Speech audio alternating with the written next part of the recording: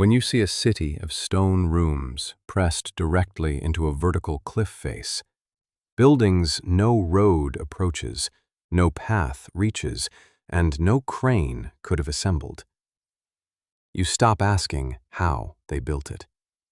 You start asking why they refused to come down.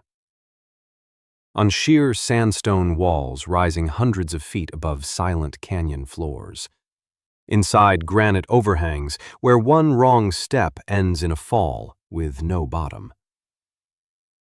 Carved into cliff faces that crack in winter frost and bake under desert sun. Entire cities, entire monasteries, entire living communities, pressed against vertical rock as if gravity itself were nothing more than a suggestion. Some of these places were inhabited for centuries, some still are today, and some were built in locations so extreme, so deliberate, so stripped of any earthly logic, that the act of constructing them was never about shelter. It was about something this world has no single word for. In some places, the only entrance is a rope dropped from above. In others, a crack in the rock no wider than a man's shoulders, and a climb that offers nothing to grip, and a drop of hundreds of feet below. And in a few, there is no entrance at all. Only the ruins of people who built something the world could not explain, and left before anyone could ask them why. These are not museum exhibits. They are real places. Some are still being maintained today by people who climb vertical cliff faces by hand to do it. Every single one of them carries a question that history has never fully answered.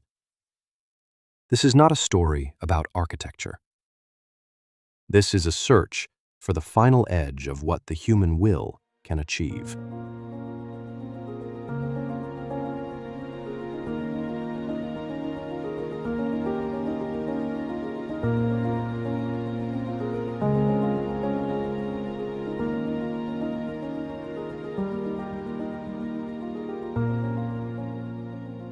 Cliff Palace, Mesa Verde, Colorado, USA.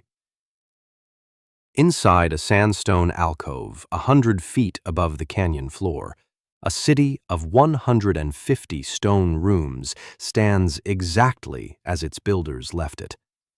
Silent, intact, untouched for more than 700 years. This is Cliff Palace, the largest cliff dwelling ever constructed in North America. Built into the face of Chapin Mesa in southwestern Colorado, beneath an overhang 89 feet deep, it contains 23 ceremonial chambers, 4-story stone towers, and over 100 individual rooms that once housed 600 people. Built without metal tools, without wheels, without a single material that was not first carried up a vertical cliff face by hand. The only access was always the only access. Hand and toe holds carved into raw sandstone, descending a cliff face with no rope and no safety of any kind. Every adult, every child, every block of stone, every load of water, the same carved holds, the same vertical drop, every single day. For 150 years. Can you imagine making that climb? Not once, but every day of your entire life. The ancestral Puebloans built this city between 1150 and 1300 AD. The alcove they chose faces southwest by design. In winter, the low sun drives heat deep into the stone walls. In summer, the overhang blocks the high sun completely and keeps the interior cool. A passive thermal system engineered into a cliff face 7 centuries before the concept existed anywhere else on this earth. But the strangest detail is not the construction. It is the leaving.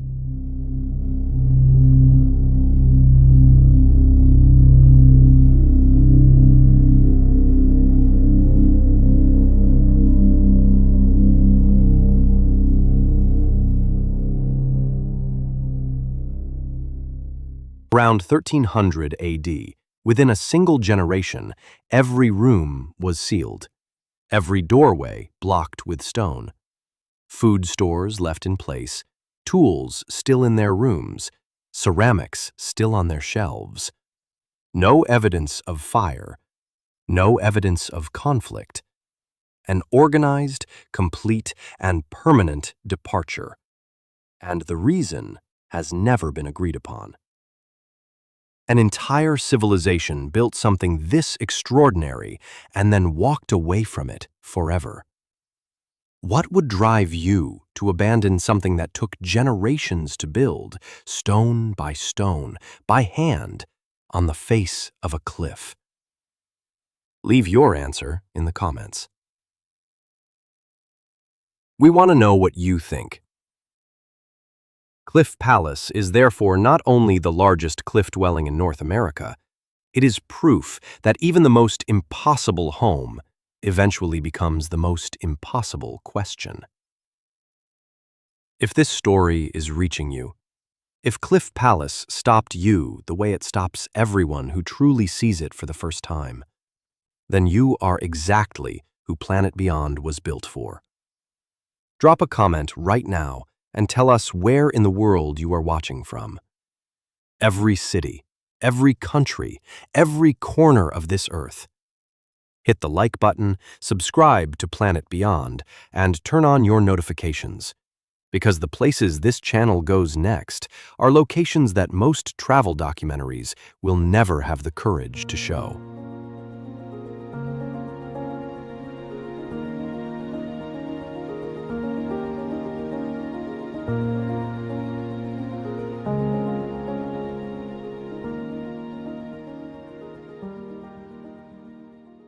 Some cliffs were not chosen for survival. Some were chosen for reasons that cold, wind, and sheer physical impossibility could never fully explain. Paro Taktsang, the tiger's nest, Bhutan. Clinging to a sheer granite cliff at 10,240 feet above sea level, this monastery does not appear to have been built on the rock. It appears to have grown from it, as if the mountain itself produced a temple and then refused to release it. Paro Taktsang hangs 2,953 feet above the valley floor directly below. The cliff drops nearly vertically for half a mile. The complex is anchored to granite with iron pins where the angle allowed, and in sections where it did not, wooden beams driven into holes drilled by hand into vertical stone are the only thing holding the structure against the rock face. There are no conventional foundations. The mountain is the foundation.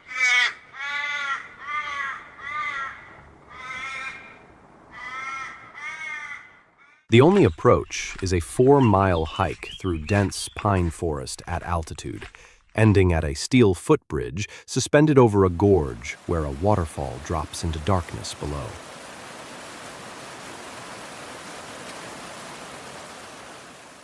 From there, the final ascent follows a narrow ledge cut directly into the granite face, with nothing between the walker and a drop of several hundred feet on the open side. In high winds, the ledge moves. The 8th century saint, Guru Rinpoche, is said to have flown to this cliff on the back of a tigress to meditate in the cave within the rock and defeat the evil spirits living there.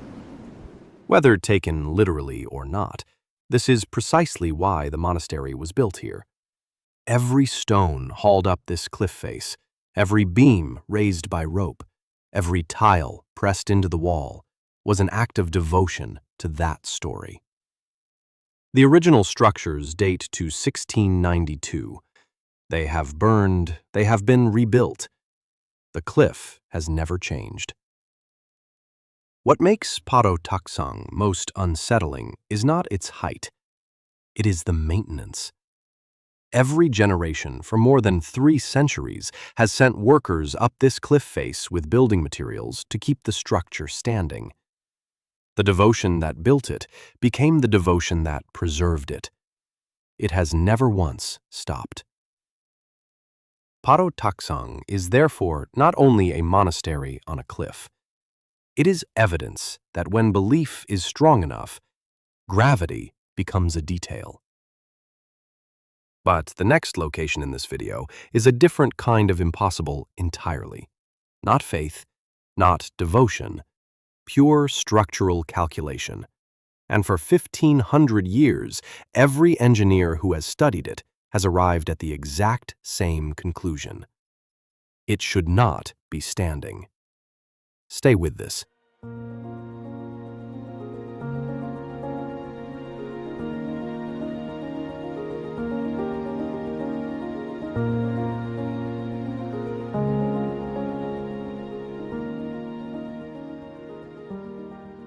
Not all of these places were built for faith.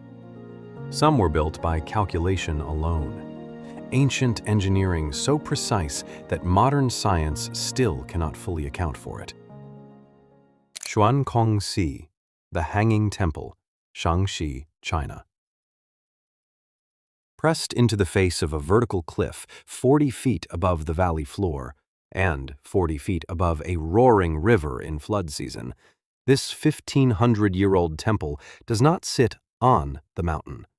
It is bolted to it. Xuankong is anchored to the cliff walls of Hengshan Mountain at 3,491 feet. Wooden crossbeams driven horizontally into rock support the entire structure, with several sections resting on stone outcroppings no wider than a shelf. From below, the temple appears to hang in open air with nothing beneath it. 40 interconnected halls, less than 540 square feet of total footprint. In certain corridors, the floor is a wooden plank over a 40-foot drop. A 6th century monk named Liao Ran chose this location with exact precision. The cliff overhang above shields the wood from direct rainfall. The height of 40 feet places the structure exactly above the river's historical flood lines. The permanent shadow reduces the temperature extremes that would crack mortar over centuries. Nothing was accidental. Every single decision was structural. The original support beams are 1,500 years old. They survived earthquakes that leveled the surrounding valley. They survived floods that submerged the cliff base. Modern structural engineers have studied this design and used one phrase repeatedly. It should not work. And yet, 1,500 years later, it still does. The engineers who have studied this temple, with every tool modern science can provide, have arrived at the same conclusion. The beams should have failed within the 1st century. The joints should have opened under the first major earthquake. The wood should have rotted in the first decade of seasonal flooding. And yet none of that happened. If you had to give a single reason why, leave it in the comments, because no one who has studied this building professionally has been able to. Xuankong is therefore not only an architectural marvel, it is proof that the oldest solutions to impossible problems were built by people who had no other choice, and somehow got it exactly right.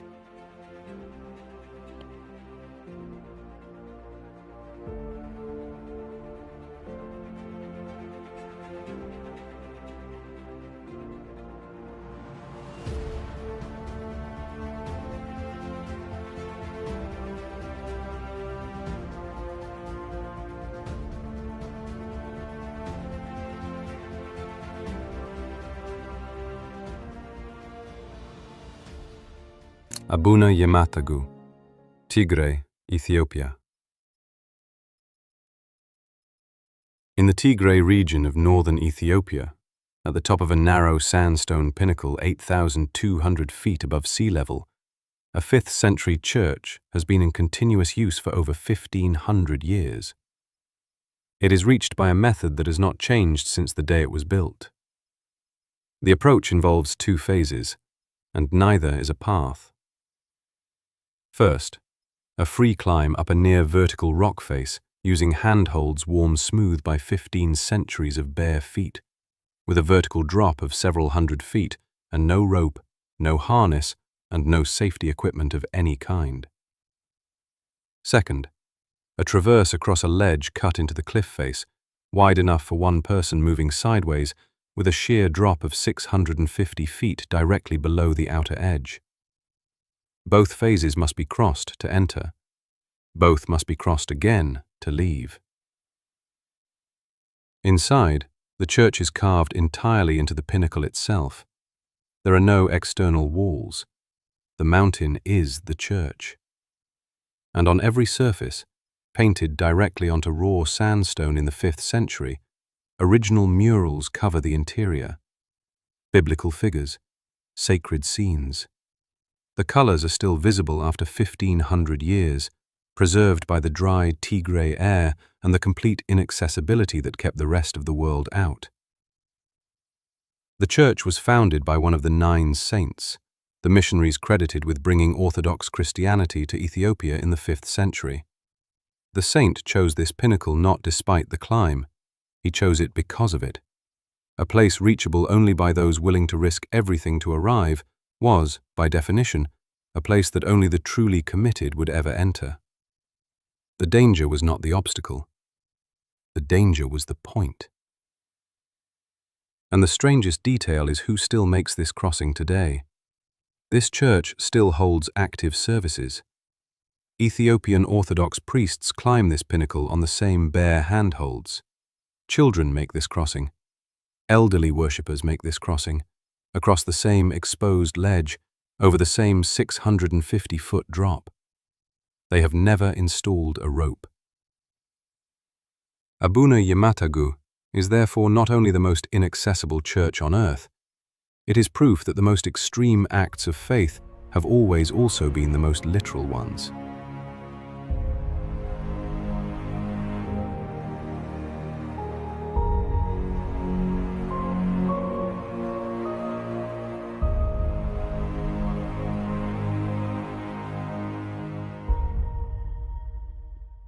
There are cliff dwellings on this earth that human hands should never have been able to build.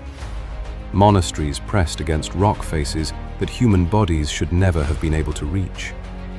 Cities carved into vertical stone that entire civilizations sustained for generations and then abandoned overnight, leaving food on the shelves and tools on the floor without a single written explanation.